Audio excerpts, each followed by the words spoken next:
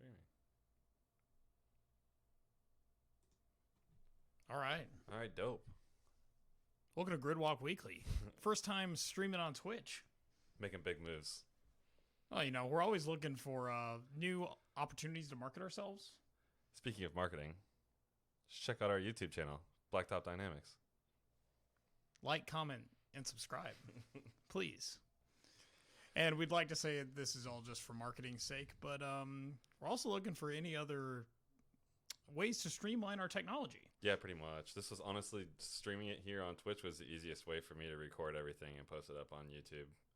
So figured we'd kill two birds with one stone. Yeah, and this allowed us to use some more of the equipment that we already own. Well, I did have to buy a webcam. Okay. Well, we're making constant improvements and investments into our new platform. Right. So there'll be more to come, especially as we start to introduce additional guests and everything. Yep. But for now, welcome to Gridwalk Weekly, week of... What is today? February 2nd, I believe. We're in February already. Today is the 2nd. Yep. And normally we're kind of in the lull time for motorsports, but we had something pretty big happen over the weekend. Yeah, probably one of our favorite events by far. Yeah, definitely the number one event of our year. And if you listen to the previous podcast, we've discussed sort of our rituals and our normal plans, but we didn't get to partake in this event in the same way that we normally do. Yeah, unfortunately, none of that got to happen. So here we are. We watched the 24 hours of Rolex at your house. Yes, we got to enjoy nearly all 24 hours, as many as we could stay awake for. Close to it. I can tell you it was a lot more quiet of an experience than we used to.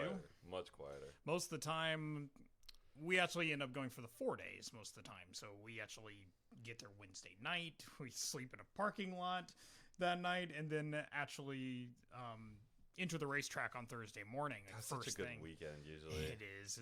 It's excellent. The weather. It's like the best weather in Florida. Except for when it rains. But it's cool. It's great to camp outside. Even when we were tent camping, it was great. Now we built a van last year so that we could enjoy our experience a little bit more. Unfortunately, that van just sat at my house this year. Yes, it did. 1 year with the van, and the rest is we'll have to see what the future holds for it. Yeah, Bill France blessed us with a beautiful Rolex last year and then took it away. We got no Rolex this year. Yeah, it was just really a shame, and it would have been a beautiful weekend for racing. If not, maybe a hair warm, probably. It was a little warmer than normal, I think. But it felt plenty cool in my house. And outside in the evening. It was pretty cold outside. The campfire came in pretty clutch. Yeah, we tried to make a bit of an event out of it at my house just to give us some of those feelings of Rolex. So we ended up setting up outside of my backyard. We lit a fire. We had a projector going with the race. We sat out there for what? 8 hours, I think? Probably. It was like 6 p.m. to at least 2 a.m. Yeah, whenever it got dark all the way until 2 a.m., right? Yeah. So it was a lot of fun just eating junk food and watching racing and drinking a little whiskey. And it was, during this now second COVID year, it was probably the best experience we could have had shy of being at the racetrack. So. Yeah, I will say that I probably watched more of the race than I would have. Which was pretty enjoyable because it was a very good race. Yeah, like we say it's probably a little warm to go camping at the Rolex, but it was the perfect weather for racing.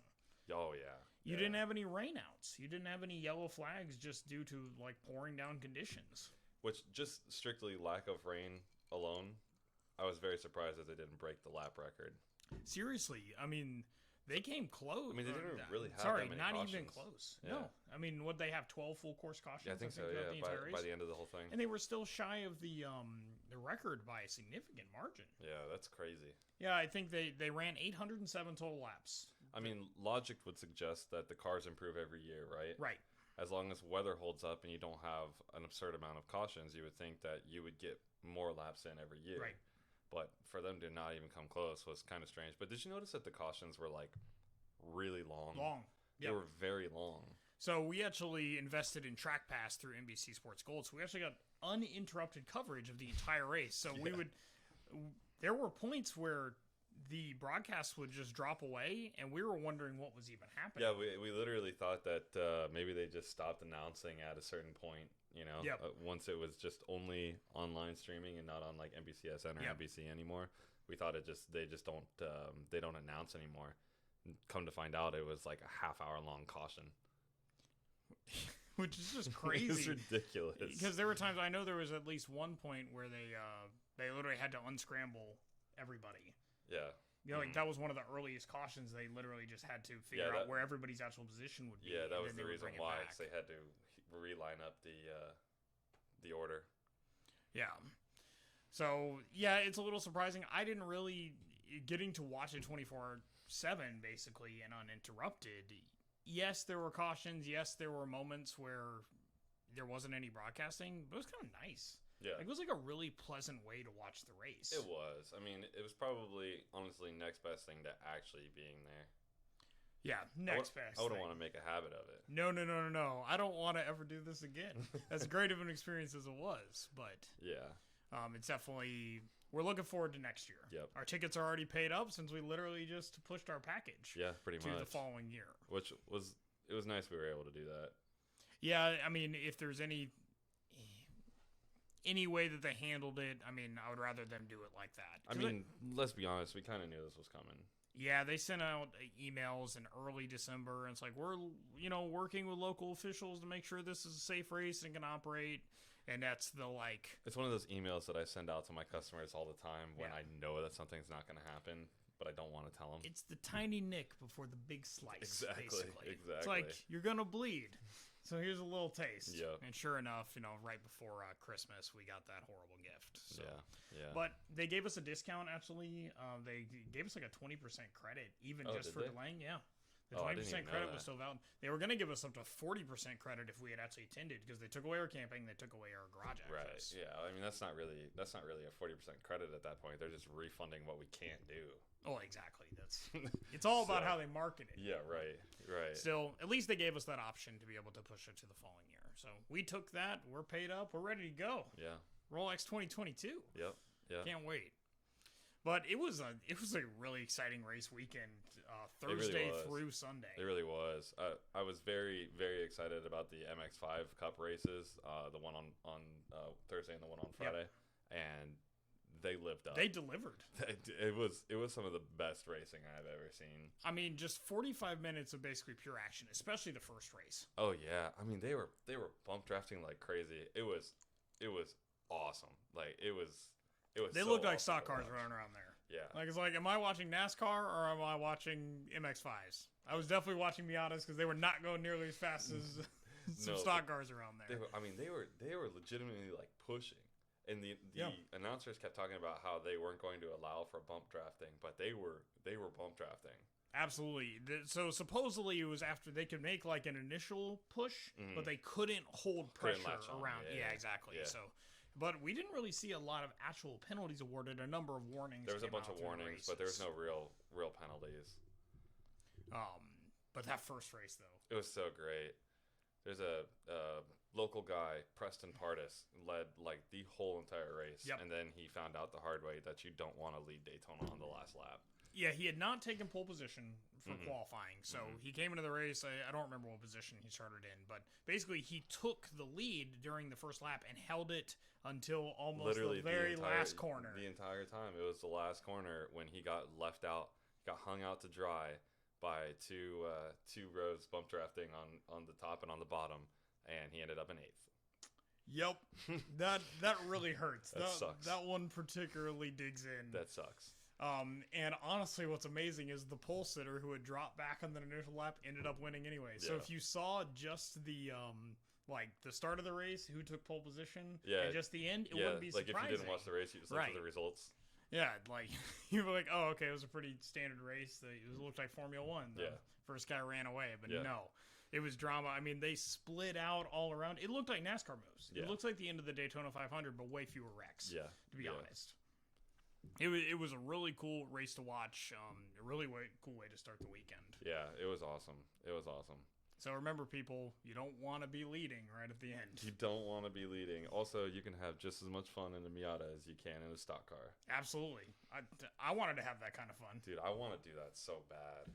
Yeah, if there's any goals, I mean, that's definitely MX5. Yeah, it's just pure sports car racing. I know they changed the platform a little bit this year because they're allowing a sequential manual instead of an H pattern. So but there's a difference between like the SCCA spec Miata and the actual global MX-5 Cup. Right.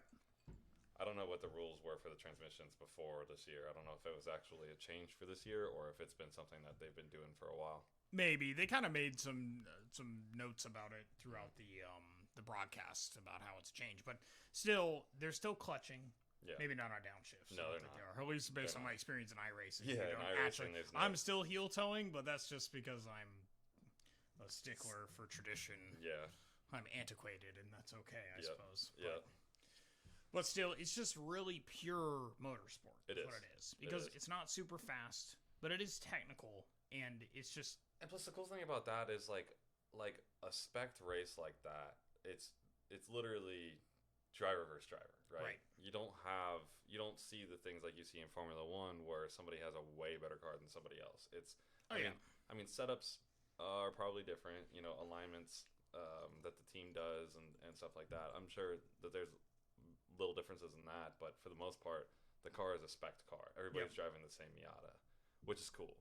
And so it really just boils down to talent. Who's a good driver? Yeah. And experience. Yeah, and the barrier to entry is... I'm sure it's not cheap to run Global MX-5, but in comparison to running an IMSA platform, I mean, your car's way cheaper. Yeah. To start out. Let alone probably you run fewer races. Yeah, the company that builds them is in Jacksonville, I'm pretty sure. Yep. Yeah, they were talking about that.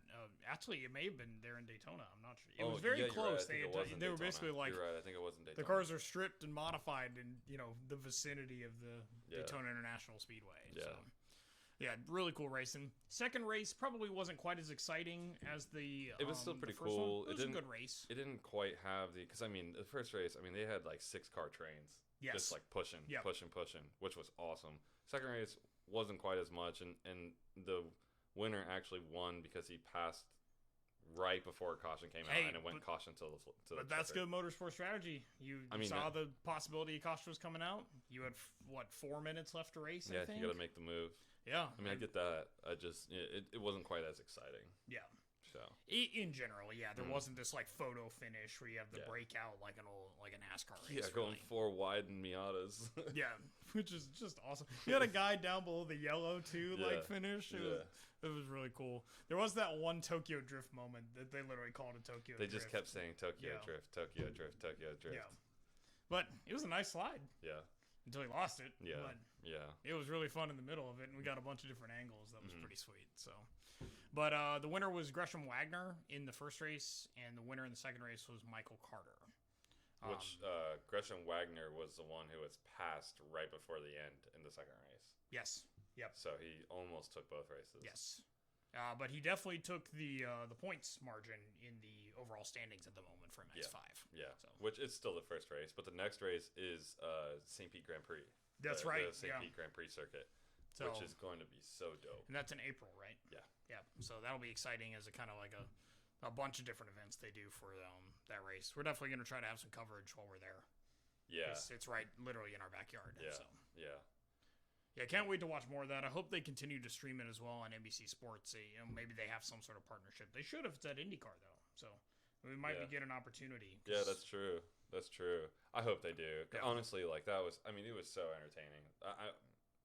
I was really excited about it going into it. Like that was almost one of the things that I was most looking forward to was the MX-5 races. But it delivered. Like it was so awesome. Yeah, I hope we get to watch more. If not, we'll try to recap them on YouTube, if nothing else. Yeah. And get as much as we can off some different sites. Yeah. So yeah. We'll keep you all posted on that. There's another race that happened on Thursday after the MX-5, the second one. Yeah, which I didn't really get to watch. Yeah, we were kind of out of town that day. Yeah. Both taking the day off work, went somewhere. So we didn't get to watch this one live. We did try to get some coverage of it, though, and get some highlights of the Michelin Pilot Challenge. It was the BMW Endurance Challenge race. Mm-hmm. This was a 4-hour race that ran the lower series, the Michelin Pilot group of cars for IMSA. Yeah, it's the GS cars, which are the front-engine rear-wheel drive cars. Yeah. And then the TCR cars, which are the front-wheel drive cars. Yes. Yeah, they're fairly competitive classes. They are. They're obviously not spec. You see lots of different chassis, lots of engine types. Actually, you get some mid-engine cars too in that. GS you're class right. Too. You're right. Because the McLaren ended up taking the win. They're rear-wheel drive cars. Yes, they're rear-wheel drive. Yeah, definitely. They're not all front-engine. So it looks like it really got exciting at about 5 minutes left. I guess they had a restart at the end of that race that the AWA McLaren 570 SGT4 just had a great restart. Yeah. They had a great, perfect launch from that start, and they ended up taking the win. Which I did hear that the McLarens were fast there all weekend. It doesn't surprise me. Yeah. Really. But they were up against a pretty accomplished team in that group. Yeah, Turner Motorsports was really trailing them right there to the end. They ended up taking second and third in that race. Yeah. So, definitely going to be a fun group to watch. They should have some more races. Probably not the same amount of a schedule. Yeah, but it's still fun. It's still fun to watch. Can't really call it a sprint race because it's still a 4-hour race. No, it's still an endurance race, and they changed drivers. So they have 2 driver teams. Yeah. And the TCR class. So those are the front-wheel drive cars, as we were mentioning. So the JDC Miller, we're familiar with them in IMSA with the Mustang sampling car. Their Audi RS3 ended up taking the win for their class. Yeah, and I think I looked up. I don't remember who the drivers were, but Civic Type R came in second, and a Veloster came in third. Nice. So. Yeah, and that was cool to see that Elantra in running as well. Yeah, that was pretty cool. That's pretty cool. You know, credit where credit's due to Hyundai. I was never a huge fan of Hyundai, but they have made a conscious effort to get into motorsport, and I respect the hell out of that. Absolutely, and they're still building fun small cars with a decent amount of power. I was, just toying with the idea of really easy price point. Yeah, I mean, it's really powerful. I was looking at that Elantra in. I mean, you're talking $25,000. Yeah. It's got 275 horsepower. Yeah. You can't get a Jetta GLI for that. No, sir. Absolutely not. No, sir. Why would you want to? Yeah, I'm becoming a little bit. If you guys don't know, I've owned a couple different GTIs. I'm on my second, and it's currently falling apart. So, it's really we're not as warm to Volkswagen as we used to be, but I can appreciate what they're doing because they're really like what Volkswagens used to be in the past. Now Volkswagen's gone kind of really up market. I mean, new GTIs are going to cost you $35,000. That's ridiculous. They're not even all-wheel drive. That's crazy. But you can get into a Veloster in or an Elantra in. I mean, 35. That's got to be close to Type R money. Yeah, you're getting close to a Golf R. No, I'm talking Civic Type R. What do they run, about 38? I think it's high 30s, yeah. Which that's like the best front-wheel drive car you can buy. I would take a Civic Type R over that. I mean, even though I think the new ones are ugly. I'm about to say, I think the GTI is more attractive, but... I don't know. So, the GTI has not changed much since the Mark 6. It's gotten a little uglier. It has I still look at my Mark 6. I'm like, you look pretty good, except for all of your flaws. I do still like the Mark 6. But it felt like there were much more drastic changes to the styling up until after the Mark 6, right? So if you look at the Mark 5, it's much more rounded. Yeah. Look at the Mark 4, I don't even know how to describe it. It's a little bit more boxy, but it's not as boxy as the Mark 3. Yeah, I mean, it got steadily more round. Yeah, and now it's just like chiseled, and they just keep making it slightly more chiseled, but they don't really change the shape of it at all. I don't really like what they've done with the front end of the Mark 8, to be honest. I don't even know if I've seen the Mark 8. I just don't like where it's headed. And I don't really care for it. I'm personally ready to be out of mine, so... And into a truck. We'll get there. Into a truck. Yeah. Carter, you got a race team. You need a truck. I mean, I was toying around with that Elantra N. I was looking around. I mean, it's such good pricing. You need a truck. I know, I need a truck. I've got a fun car if I ever get it put back together. But credit to Hyundai. Yeah. Like what you're doing. Keep it up. Please keep manual transmissions alive. Please. Whether or not I end up buying it. No electric cars. Manual transmissions. For the love of God. Please. As much as I love that purist attitude, we all have to evolve at some point. No. Then you accept that an automatic transmission car is faster than a manual transmission car. Oh, I accept that already. Doesn't mean I enjoy it more. Fair. It can, I get it, automatics win races, but I'm just having a blast driving around. That's true. I mean, that's what makes getting rid of my... Pretend race car driver. Yeah, exactly. That's what makes getting rid of my GTI, hard for me to fathom. It's because, number one, I've driven manual since 2010, every single day. So, we're talking 11 years strong now. Yeah, almost. I get that, but it's time to move on to bigger and better things, Carter. You have to be able to tote around your actual race car. It's true. Don't need to just have one guy who can tow the car. Well, technically, Jesse's got a truck, too. Yeah, well, you need a truck, too. And we all need trucks. I get it. But still. All right, so after the Michelin Pilot Challenge race, we're on to the big show. The main course? The Rolex 24 at Daytona.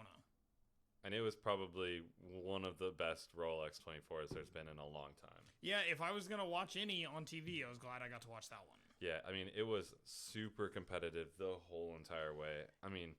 Yeah, when you have a 24-hour race that still comes down to the 6-minute mark. You literally had 5 DPIs on the lead lap with like 5 minutes left. Yep. That's crazy. It is crazy. And they were fighting right until that 6-minute mark, to be honest. Yeah. And it's only because of just heartbreak for the Ganassi team. I have high hopes for the Ganassi team. I was a little bit concerned with them coming back from the GT Le Mans platform to the DPI platform after not being in a DPI for, like 5 years? Yeah, I think it was 6 years. I think we saw their last run in the EcoBoost, the Ford EcoBoost program that they phased out. So I was a little bit concerned about them making the jump back to DPI, but they had it figured out. They did, and they chose a platform that really allowed them to have success because, what platform's been more successful than the Cadillac DPI? Since really we've been watching these. Yeah.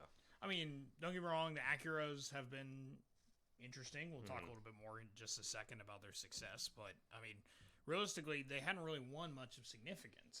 It's really been the Cadillac DPI show for the... especially in the big races. The Bell Cow events, right? Yeah, so the Rolex 24, and Sebring, really. I'm not sure how they done at the Petit Le Mans. I have to take a look back at that. Yeah, I don't know. I don't know off the top of my head. But still, they've been dominant, and Chip Ganassi was smart if they were going to jump back in to hop in that program. Yeah. But as you said, it was a really competitive class. The 5 cars finishing right there on the lead lap. But if there's one guy that knows anything about Rolex 24, it is crazy. So Wayne Taylor Racing has won the last 3 Rolex 24s. They have won 4 of the last 5 Rolex 24s. They're in a completely new platform. They didn't even do winter testing in the platform. Did you know that? I did not know that. Yeah, they didn't even do winter testing in the platform. They literally got the car, tested it at the Roar, and I think they did some Sebring testing earlier in the month. But they got the car, tested it, and drove it. And honestly, the Acura didn't have the pace of the Cadillac. It was all strategy. Yep. They went from having the best platform and being probably the best team out there. Yeah. To still being the best team, apparently. Yeah. And just not as strong of a platform, at least in those really long endurance races we were just saying. They just hadn't had the proven success in it. They didn't have the pace. The Cadillac DPI was clearly the superior car out there. And Wayne Taylor just figured out a way to make it happen. Yeah, he's just a winner. He's built for these American endurance racing. He had success. He won the Rolex 24 as a driver. He won Le Mans as a driver. Yeah. It's just been amazing to watch the success since he came out with Wayne Taylor Racing in the late 2010s. Yeah. Crazy for him to end such a long partnership with GM to take on the Acura, but he's just proven that he can put together a driver lineup because they had nothing but superstars. They had a great driver lineup. Ricky Taylor, Alexander Rossi. Okay, so I don't know, is Kevin Magnussen a full-time driver at Wayne Taylor, or is he only there for like Rolex? Kevin Magnussen? Yeah. He's at I'm sorry, the Chip Ganassi. I'm not sure, actually. I'm pretty sure he's going to run the full slate this year. That's what I thought. This is his gig this year. Sorry, since he's out of Formula 1. Getting off topic. Yeah. But yeah, Ricky Taylor. So it was Ricky Taylor, Elio Castroneves, Alexander Rossi, and Philippe Albuquerque. Yeah. Right? Yeah. Yep. And Philippe's drive at the end was just masterful. Yeah, so they went on the radio with about, I think there was 3.5 hours left when Ricky got in the car. Yep. And they were like, can you make it to the end? And after about an hour and a half or so, Ricky said no. Yep. So Philippe gets in the car with about an hour and 45 minutes or so, and it was awesome. Yeah, and I'm sure those of you that watched it, if you saw it right at the end, there was a major battle happening for the last 20 minutes, an aggressive battle. Chip Ganassi had it. Renger van der Zandt had the pace. Renger van der Zandt is a monster. He was doing incredible. He actually did run fastest lap, I believe, of the entire race. Oh, did he? Yeah. Which makes sense because, I mean, he was pushing like crazy. He had a couple times that he got really close right on the bumper, and of course, he either hit traffic or... Yeah, he struggled with some dirty air, I think, at one point there. And then, because he was like kind of like in an awkward spot where he wasn't quite close enough to get a good draft, but he was far enough away, or he wasn't quite close enough to get a good draft, but he was close enough to catch dirty air. And I think that really slowed him down. He's kind of like in that weird spot. Yeah. So he kind of dropped back a little bit, and then they had opposite pit strategies. They did. Between the Wayne Taylor and the Chip Ganassi, but I mean the Chip Ganassi team as a whole, though, I was very impressed with how Kevin Magnussen drove. I think for his first effort in a DPI, I mean, he can be an all-star in sports car racing. He can be a real Nico Hulkenberg. Yeah. I mean, if he just embraces that as his possible future, I mean, there's nothing wrong with going and winning Le Mans a bunch of times. Yeah. Like, I wouldn't be that upset. Nope. I mean, yeah, you might not win Monaco, but there's lots of ways to win in motorsport. Mm-hmm. And F1, yeah, I know it may be a pinnacle of technology and a pinnacle of, like, historic motorsport, but it's not the most interesting thing to watch right now. No, it's really not. I feel like we talk about this every single time we get on, but F1 is just really disappointing right now. It is. So I'm glad to see a young, talented guy like Kevin Magnussen because he's like our age. Yeah. So he's got so many years left to drive, you know, transitioning to something that's more competitive and more fun to watch. Yeah. And I might be biased because I live in the United States and this is my endurance racing program to watch, but I'm glad he's here. We got good races here. Yeah, we do. We do. And obviously a very competitive, like, platform to show. I mean, especially I was going to mention Cadillacs. Yeah, they didn't win, but they still looked very impressive across the entire range of it. I mean, the fact that Wayne Taylor Racing won was more of a reflection of how good Wayne Taylor Racing is than it is a reflection of the Cadillac chassis. Or the Acura chassis. Exactly. Yeah. Yeah, that's why I was saying, like, Philippe Albuquerque's drive was masterful at the end because he didn't have the faster car. Nope. But he used his environment and obviously his skills to be able to, you know, hold Renger van der Zandt back. And then, of course, the Chip Ganassi team met heartbreak with a blown tire with 6 minutes left to go. Yeah, yeah. So, and it took them out of contention. They ended up taking, what, fifth in class? Mm-hmm. Yeah. Fifth. You know, only ahead of some cars that had, you know, significant breakdowns. Now, I will say that, I mean, puncture aside, you know, there's not really much you can do about that.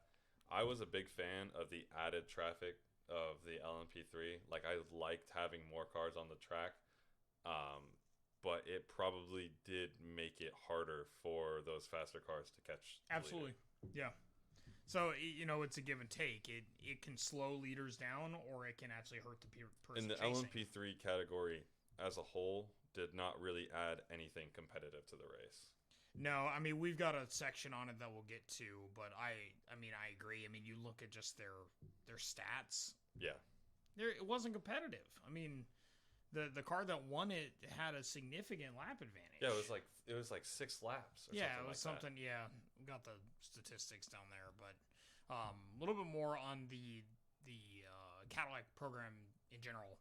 So Action Express ran 2 cars in this race. So they had the Ally car, which was in contention the majority of the race. It was. That was the star car with Kamui Kobayashi, which Jimmy he Johnson. had a good drive too. He did. He was very impressive. But he's, I mean, tried and proven driver. He is. I mean, yeah. I mean, he was he's been an amazing IMSA driver, but he's also literally the Toyota Denso. You know, the Gazoo. Yeah. You know, he's won Le Mans. He's incredibly talented driver. Yeah. So they were in contention. You know, it just came down to pit strategy and stuff like that. They finished on the lead lap. They took second actually because of the Chip Ganassi issue. Yep. Wellen car, the other Action Express entry. This was the entry that included Chase Elliott. So they had some struggles. Let's talk about mechanical struggles first. They blew a gearbox. Yep. That'll get you every time. You know, that's going to take you out of contention for the most part. Yep. It sucks. I'm not really sure exactly what led up to them blowing it. I'm not sure if it was the driver mistake, maybe over-revving or situation. Who knows? But they ended up blowing a gearbox. But they replaced it and got back out on track. Yeah. So they were still running laps. They weren't in contention, but they were still out there. And that's what we like about endurance racing is it gives teams the opportunity to work fast and Yep. make changes and fix things and get it back on the road. Yep. Because they're there to race. Yep. Whether or not you're not going to win. So Yep. at that point. So that was cool.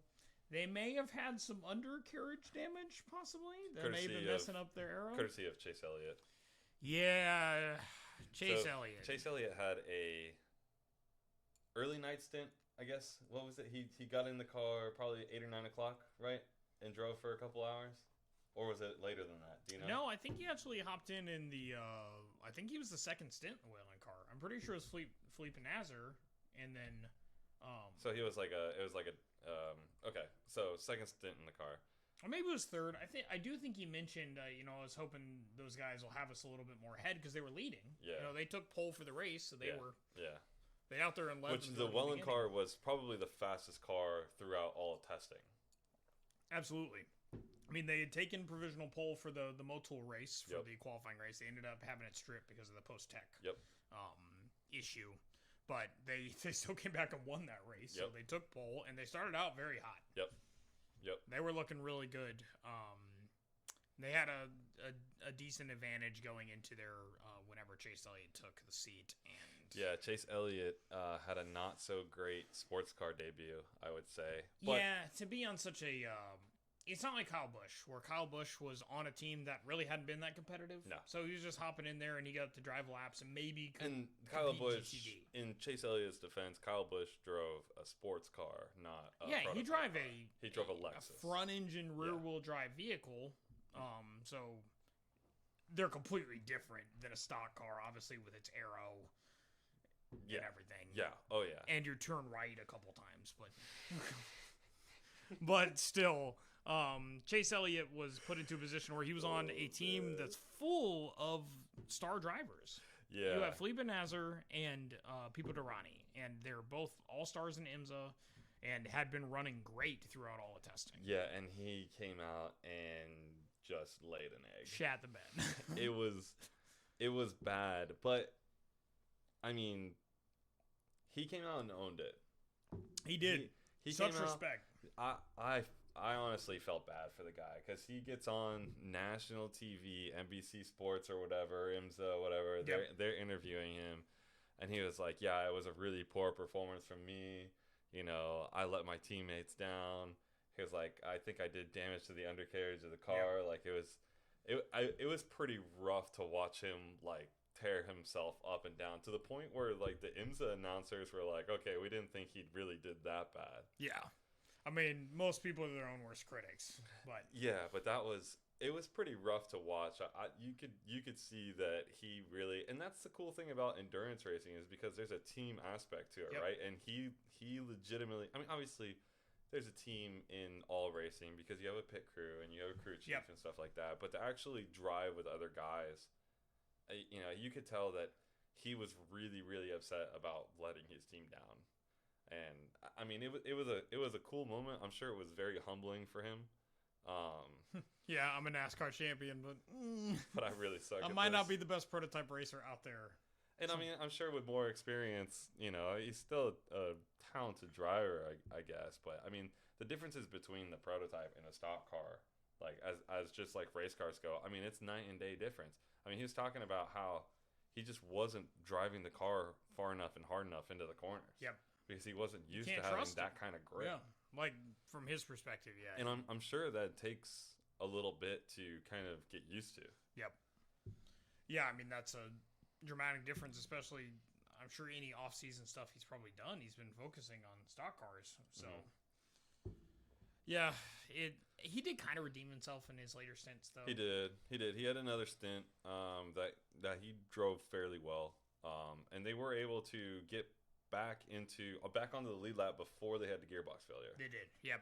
So his teammates fought back. Granted, he's got 2 all-stars out there. So, yeah, it really sucks for them. They were probably destined for a lot more greatness. They could have been fighting there right with Chip Ganassi and Wayne Taylor, but hey, that's racing. Yeah. The other Cadillac running was the JDC Miller Mustang. That was the all-French team with... which they actually were showing very strong in the beginning. And yeah, sort of that middle of the night after the Ally car fell off with Chase Elliott. They were leading at one point. Yeah, but once they got like later in the night and in the early morning, they lost a lot of grip in the car as the track was like really cool, and they just started to fall back. The pace just kind of dropped off for them. And they were kind of involved in a wreck, so that too. Yeah, that's really what took them out of contention. So they got the car back out, and they ran laps, but at that point they really weren't. There's nothing to gain from it. Yeah. At that point, but still out there racing. Meyershank Acura DPI, kind of a different story than Wayne Taylor's. Yeah. Juan Pablo Montoya was interviewed and said that it fell off for whatever reason, so that could have been one of the reasons.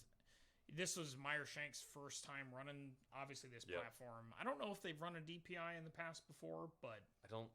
They haven't run it in a few years. They've been focused on their NSX program, so their first time getting back into it. It finished though. I mean, the car was reliable. It just wasn't super competitive. No, I mean that's the thing. Like, I mean, even the Wayne Taylor Acura wasn't the fastest car out there. No, it's just a shortcoming of the program.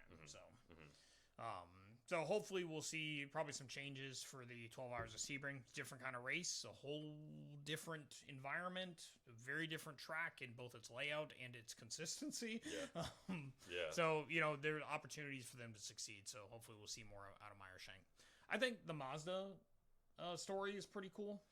Yeah, because they were another car that basically finished in third place because of strategy. Yep. And a little bit of luck. A little bit. Some cautions that they took advantage of. They were not fast, and they were basically fuel saving the whole time. And I'm pretty sure they had one less pit stop than everybody else. They may have. Yeah. I know something so they actually came from 3 laps down, ended up taking third.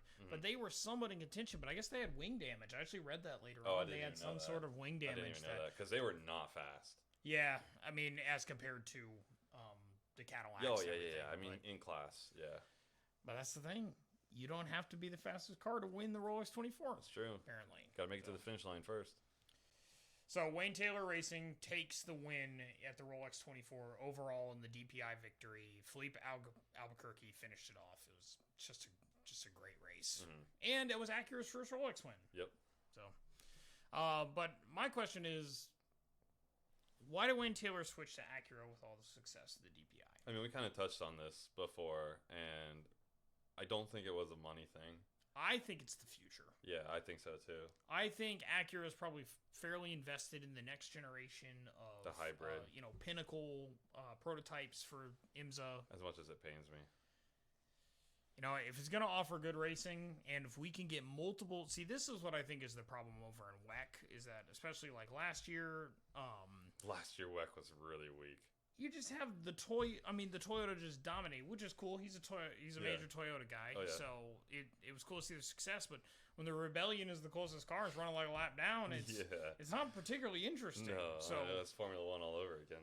I'm hoping that there's going to be buy-in from multiple manufacturers to run in this. Yeah, I think more alignment in the classes across IMSA and WEC will be both for good for both.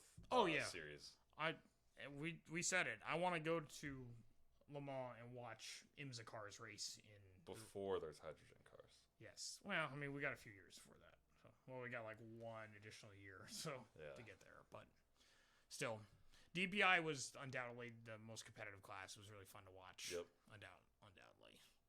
LMP2, it ended up not being as competitive as we were hoping for as many entries as they had. Yeah, honestly, both of the LMP classes, LMP2 and LMP3, were... Honestly, to me, they were just traffic. Yeah, I mean, if LMP2 cars had finished closer together, you could have made an argument that they were sort of worth having out there, but they really probably just at the end just caused issues. They also had some reliability issues. I don't know if that was all reliability or maybe wrecks or something, but they had 3 cars go out less than 100 laps into the race. Yeah. So, I mean, that's pretty significant in a class that I believe ended up having 10 in it. Yes. Yeah, which not all of those are running in the entire series, folks, so don't get too excited. Yeah, I know. But it was still nice to have the numbers out there for a 24-hour race. But in the end, only 2 cars finished on the lead lap. Yep. So, yeah. There's just a lot of hope because the LMP2 class is pretty popular over in WEC as well. So,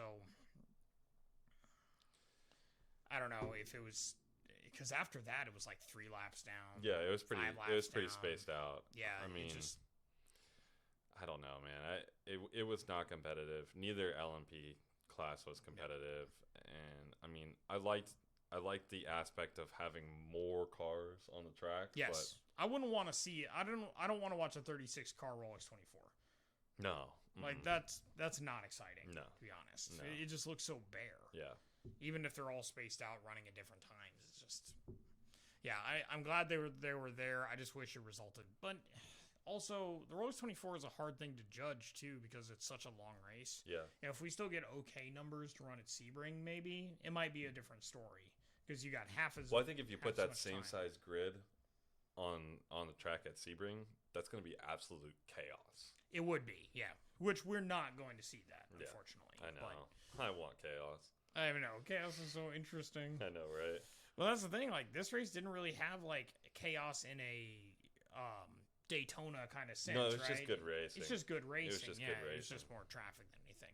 But LMP2, Paul-Louis Chatin took the Era Motorsports Orica LMP2 07 to victory lane and got himself a nice Rolex in that team. So I want a Rolex. Good for them. Yes, don't we all? Yeah. We just have to race in the Rolex 24 and win it. That's all we have to do. That's all we gotta do. Easy. You think the Celica will make the cut? What class is that? You know, I'd have to say it could be pushing GTLM. Okay. I think it means FIA GTE spec. Okay. Maybe if we're lucky. We'll see. Let's get through our first race at Daytona. Then we'll look at getting some watches, maybe. We're going to get fake watches for after the first race at Daytona. Not even racing in a class. Guys, we're going to be great. So, LMP3, also uncompetitive. Basically just traffic. Reliability was not as big of an issue as we thought it might be. No, more LMP2 cars retired than LMP3 cars. Yeah. And the Riley Motorsports Ligier took the win. That was the car with Spencer Pigot. Of course, the Star Power car is going to win. Yeah. Yeah, only one car finished on the lead lap for that group. I know, it's so bad, man. Overall, just like an incredibly... not competitive. Yeah, for the LMP series in general, it just hopefully, depending on what their numbers are at Sebring, it will be just a more competitive race for them. Yeah, so, yeah. Still glad to have more cars than less. Yep, you're right. I mean, like I said, I liked the aspect of added traffic. I think it was good, but I wish that the LMP classes were more competitive. Yep. Yeah, especially because prototypes are some of the most exciting racing because some of the LMP3 cars were slower than the GT. There were GT Daytona cars. There are GTD cars that passed the LMP3s. Yeah. Some of that comes down to strategy, maybe some reliability, slower pit stops, et cetera, et cetera. There's a number of factors in a 24-hour race, but still, it's like, man, those just aren't that fast. No, not at all. Not at all. But still, it's nice to see those Pro-Am guys get a chance, and they got a Rolex out of it. Like I said, I've said this before. I really like the Pro-Am classes. I think that's a really cool thing, and I would love to participate in one. So, yeah, that's what I would certainly be happy driving around, even if I'm not in that competitive. Even in LMP, dude, I'll be 6 laps down, having a blast, having a grand old time. Yeah, I'm sure at some point you get to a point where you're like, man, I really want that Rolex, though, right? Well, yeah, of course, absolutely. So GTLM was actually decently competitive. Just was anemic. 6 cars, right? You got 2 BMWs, 2 Corvettes, a Ferrari, and a Porsche. Yep. So the Porsche was taken out right away, literally before you even crossed the start-finish line. God, it was so frustrating. It was really bad. And then they interviewed so basically what happened was at the start, the BMW jumped it, or at least that's what it looks like from the video. Yeah. Jumped it, ran straight into the back of the Porsche. Just like, clear as day. Just ran straight into the back of the Porsche. And it looked like none of the other cars had gone. So they hadn't really... It's not like they had hit the gas or green flag yet. No. They were just doing their they had the green flag, but, it's up to the first 2 drivers to start the race, Corvettes would have kicked it off. Right. So they get the driver of the BMW on a couple hours later to interview him, and he's talking about how he saw brake lights and nobody went. And, I don't know. I didn't see any brake lights from any of the camera angles I saw. Yeah. They didn't really show a clear one from the back. Just kind of sucked because right away the Porsche RSR was just knocked right out of contention. There's just no way. They're already a non-works team running in GTLM. Yeah. and running a brand new platform for them. This was the WeatherTech ran that Porsche. And then they just get taken out of contention immediately because they ended up running it with the crap back. Like literally, the back was split. Yeah, they ran it for a while that before they actually brought it in. Just trying to save a little bit of time. Exactly. You didn't want to get immediately behind with the pit stop. No. So especially where you got to change body panels. Yeah. So it was just kind of crap. And the BMW guy was like, there was nothing I could do. I'm like, it's funny because later they interviewed. Did you see the interview with the driver of the Porsche at the time? No, I didn't see it. So he gets on and he starts talking. He's like shitting on this guy like as much as he can on live TV. He's like, it was an amateur move, and nobody had gone yet, and I can't believe drivers out here are doing this kind of stuff. And yeah, it was. We almost got an old school like NASCAR fight out of it. Man, I wish I had seen that. That would have been great. Yeah, right. Yeah, he's doing a pit maneuver and they're not even at speed. Come on. Who do you think you are, Dale? So, the class was, I think, a little bit more competitive than I was expecting it to be between the Corvette and the BMW. But I had no doubt that the Corvettes were going to do it. And it almost looked like the Corvettes were kind of on cruise control the whole time. A little bit. I think there were some times where they were pushed maybe by BMW, but by the end of it, they weren't. Yeah, and they managed to finish 1 and 2. Jordan Taylor got the win, so it was a sweep for the Taylors. Yep. Good for them. No, they're kind of like America's racing family at this point. Even though they're from South Africa. Well, Jordan and Ricky are... They're true. Florida. They're That's Florida true. Yeah, boys. they live in Florida. Yeah, Wayne Taylor definitely South Africa. Yeah.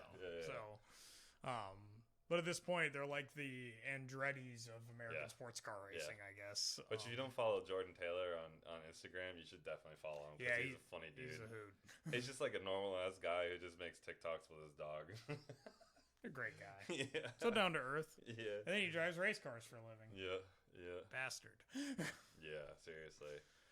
Yeah, still an impressive win for Corvettes, their first Rolex win in that platform. So that was cool for them.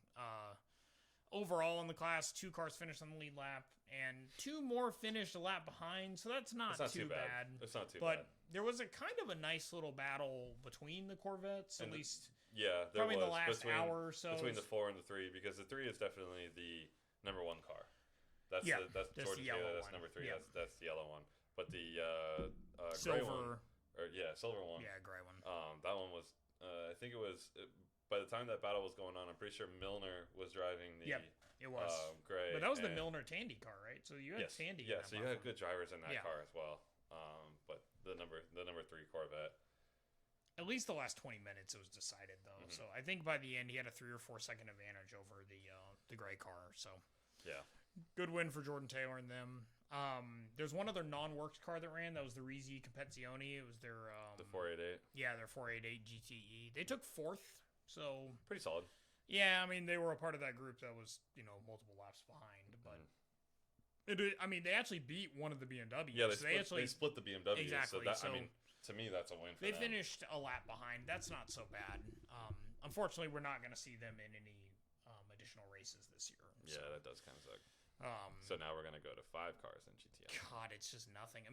It's dying. It's a piece of news that came out actually this week that GTD Pro is actually going to replace GTLM because there's just not enough teams that want to run those GTE spec cars. No. So I think the idea is maybe we can get some more manufacturers back into this if we can just run GT3 programs. Right. So, which is cool, and they're going to be all pro driver lineups. So it'll be exciting to see what kind of teams are built for that. Right. Overall, GTLM, it's dying. Yep. So they won't be offering us much more. So enjoy them while they last. Yeah. GTD though. GTD was very competitive too. Another class that I was very excited about. Mainly for the multiple chassis and the amateur driver aspect, and it lived up too. There was a great battle between the 57 Mercedes AMG and the 21. What was it? I think it was a Lamborghini.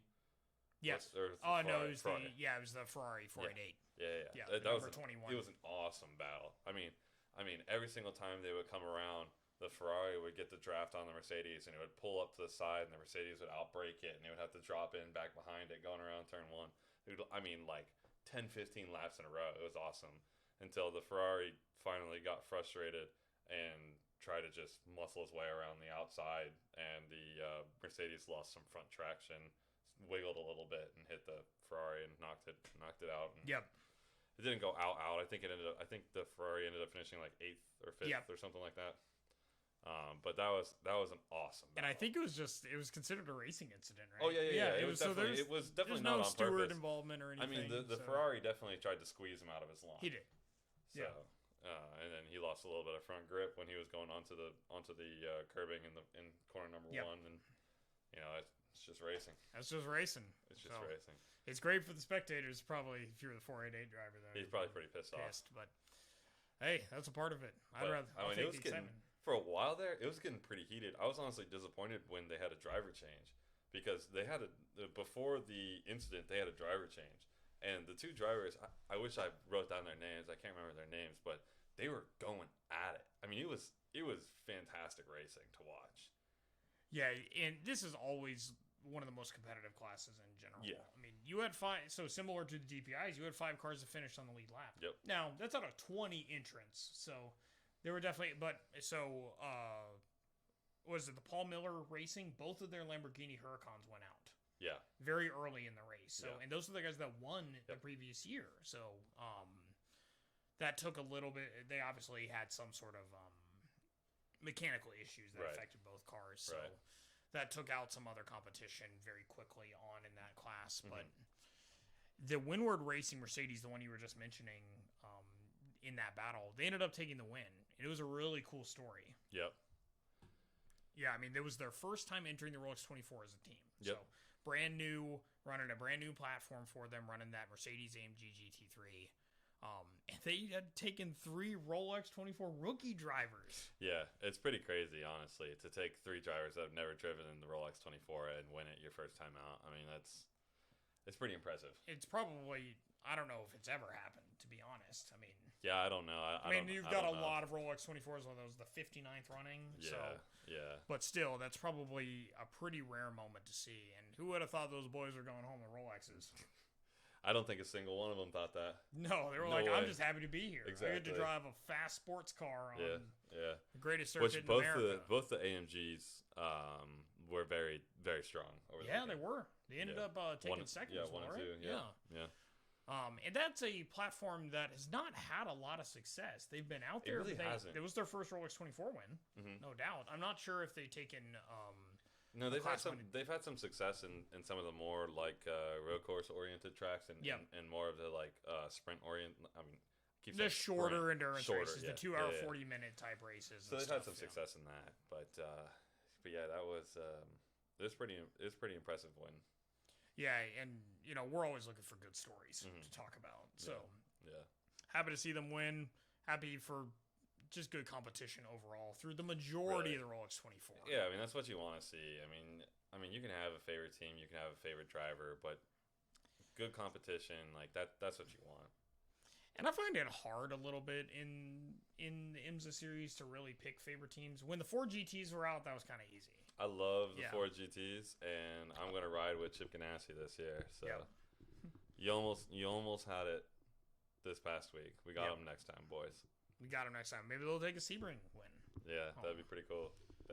It's such a different. Once we get to Sebring, I mean, if any of you have watched it or maybe driven it on a simulator or something, that track's crazy. It's crazy. That track is hard. I mean, don't get me wrong. Daytona has some areas where it's slightly challenging. Yeah. But overall, Sebring is just a gauntlet of difficult corners. Yeah, it really is. I mean, right up into the last one, which is just one of the hardest corners to judge.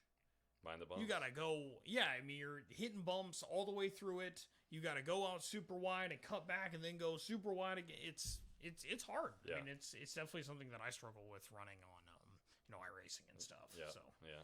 So maybe different setup. We'll see just as much competition between the Chip Ganassi team and the. I think so. I mean, I feel like team. this race, even though they ended up taking 5th, I think it was very promising for the Chip Ganassi team. And the Wayne Taylor team does not have the sort of continued success at Sebring as they do at Daytona. No. So that's definitely not the place that they shine. Yeah, I think Mazda has been pretty strong at Sebring the last couple of years, haven't they? Did Mazda take the win last year? I don't know if they took. Did they take the win? I don't know. I'm pretty sure. They may have taken the win. I think they did. Actually. I know. I'm pretty sure they did the year this before. This just happened in November. We should remember this. I know. I can't remember. I watched the majority of it, so yeah, I was there. I had to leave. Yeah. Ugh. Yeah, we need to start looking into what it would take and see if we can camp there. Maybe there's an opportunity. Because we could... I'm sure we could hang out with Wilson and... I mean, the fifth wheel's cool, but I like the van. Oh, their fifth wheel's dope. No doubt about it. It's a really nice reprieve. It's too much glamping for me. I want to rough it a little bit. I think you say that until you own one. No, I want to rough it a little bit. But they have a shower. We do not have a shower. That's fine. I've got an outdoor shower up in the attic. Maybe after a few days. I wouldn't complain. I do it to share a van with you. Yeah. Whatever. So, Rolex 24 was an exciting race as always. Yeah, overall, it was probably one of the better Rolex 24s we've seen. If I had to watch one on TV, I'm glad it was that one. Yeah. I didn't get rained on either way. So that is true. But we're looking forward to next year. I can't wait to be back. World Center Racing, we may be back a little bit sooner. So yeah, just a couple months. April 10th. We've got before we know it. I think we've got 8 weeks. 8 weeks. That's crazy. That's crazy, dude. Right? That's scary. That is scary. We actually just got the seat bracket in. We have so much we have to do. Yeah, and we got to get to the track to give it a shakedown. I mean, don't grunt. It's just gonna be fun. I mean, it's gonna be fun. Yeah. But it's scary. I mean, it's sneaking up. So. Well, I can't wait to be able to turn laps there myself and get to say it. So. I know. Yeah, I've raced at Daytona. I know. Yeah. No big deal. I can't wait to be on the intercom and be like, "Look who's crazy now." Oh, yeah. What? Nothing. So what we have upcoming in motorsports. So the next stop, as we were just mentioning, is Sebring for the IMSA series. So that's, I believe, March 20th or the 21st, whatever that Saturday is. So got a little bit of time before that. We're hopefully going to be able to attend. We're going to look into what the local requirements are for that. But, hopefully we'll have some news. We'll definitely have coverage of it. If nothing else by the week after. But there's something big coming up next weekend. The Daytona 500. And all speedways. So I've actually really, really grown to enjoy the Daytona 500. Oh. I am very excited about it. Oh, I love the Daytona 500. I've grown a passion for super speedway racing. Happy Valentine's Day to me. Seriously, there's no way I'd rather show my love than by watching more racing. So that's going to be exciting. We'll have probably a preview show next week leading into it. We'll have the dual races and everything coming in. So lots of news to come out of NASCAR for next week. And then actually I was doing some research. Australian supercars, so V8 supercars, that's going to begin at the end of February. Oh, okay. Yeah, that'll be fun. It'll be the weekend of the 28th. So hopefully we'll be able to find a stream, be able to get some coverage of that. Yeah, we'll figure it out. Here in the United States. Figure it out. So, all right. I think it's another week of motorsports. I guess that pretty much wraps it up. There wasn't really anything other than the Rolex 24. No, it was a really light week in the world of motorsports for the most part. We haven't really hit the stride of the season yet. This is kind of just like the kickoff. No, and all of the series are starting to ramp up. So we're getting more Australian Supercar news. Actually, the drivers that were stranded in other countries for that series are actually being allowed to enter the country. Oh, finally. really? Yeah. So they'll have some open testing. Fans can attend. So. We'll get more NASCAR. Formula One will start warming up here in a bit. We'll probably get some more news about chassis and things like that. Yep. And we should have Formula Drift should be starting up in the next couple of months. So. And IndyCar, it'll be, is it early April or is it late March? I know they moved it to Barber, right? Barber Motorsports Park. I'm so excited for that. Which is cool. It's Barber such a great Motorsports circuit. Park. You ever notice all the crazy sculptures on the side? If somebody wants to pay for me to go to Barber or Skip Barber Racing School, please just DM me, do something. Please find me. If you'd like to support our race team, you could be the third corporate sponsor. We do have 2 corporate sponsors. Corporate sponsors for our racing series, and we're gonna put their logos on the side. Yeah, eventually. That's racing. The problem is I don't think we're gonna be able to paint the car before the race, though. We'll have to see. I mean, we'll see once we do the track day, and I mean, it doesn't have to be the greatest paint job in the world. I mean, that's true. We could just take a weekend and rattle can it. Yep. That doesn't sound so bad. It really doesn't. Sounds kind of fun. Race car prep. So. Yeah.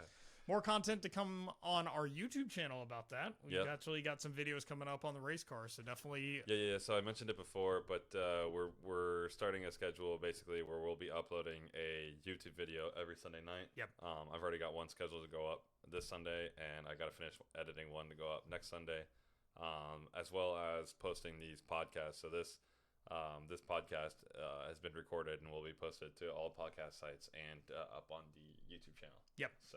Yeah, I think we're confirmed for Spotify and Apple. Yeah, we're definitely on Spotify and Apple. I'm waiting for confirmation on Stitcher and iHeartRadio. But, I mean, if you don't have Spotify and Apple, what are you really even doing? I mean, I listen to most of my podcasts on Stitcher, and I'm an avid Spotify user. I actually do listen to most of them on Stitcher. Come on, man. Don't be negging on everybody's like. No. We need them to use websites that actually support us. Okay, fair. Fine. Well, if you guys enjoy this content, definitely subscribe to our YouTube channel. Yes, please. All of these streams will be posted on there. Yep. And if this is not the medium that you prefer, definitely check us out on wherever you find podcasts. Yep. So, yep. Look forward to another week in motorsports with you next week. Yeah, we'll see you next Tuesday. Have a good night. Peace. End stream. End recording.